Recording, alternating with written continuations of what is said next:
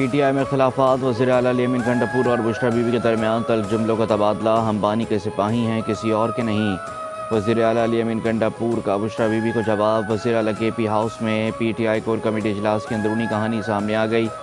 اراکین core committee کی مرکزی قیادت پر شدید تنقید۔ ذرائع کے مطابق پی ٹی آئی کارکنان کو نہ نکالنے پر کور کمیٹی اراکین سابق صدر عارف الوی پر برس پڑے۔ بشریٰ بی بی عارف الوی کے حق میں بول پڑیں۔ شوکت یوسفزئی کے بشریٰ بی بی کے حوالے سے بیان پر گرما گرم بحث۔ سابق اسپیکر مشتاق غنی نے شوکت یوسفزئی کی حمایت کر دی۔ بشریٰ بی بی کا شوکت یوسفزئی کے بیان پر اظہار ناراضی، کارکنان کو کون لیڈ کرے گا فیصلہ نہ ہو سکا۔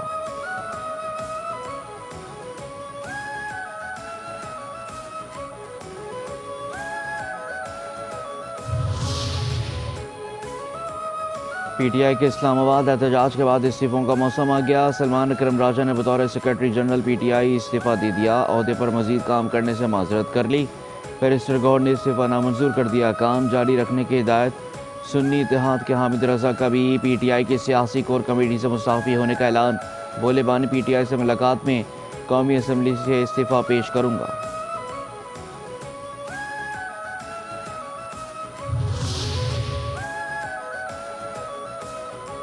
ملکی استحکام اور ترقی کے دشمن ملک کو دوبارہ ڈی ریل کرنے کی ناکام کوشش کر رہے ہیں۔ پاکستان کو ڈیفالٹ سے بچانے کے لیے اپنی سیاست کی قربانی دی۔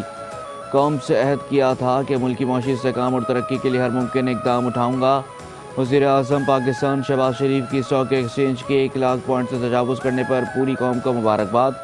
نیشنل سیکورٹی ورکشاپ کے شرکاء سے خطاب کرتے ہوئے وزیر اعظم شہباز شریف کا کہنا تھا، قومی سلامتی کا براہ راست تعلق معاشی سیکورٹی سے ہوتا ہے۔ پاکستان معاشی ترقی کی جانب گامزن ہے۔ پاکستان کو ڈیفالٹ ہونے سے بچایا، اپنی ٹیم کے ساتھ مل کر ملکی معیشت کو اپنے پاؤں پر کھڑا کریں گے۔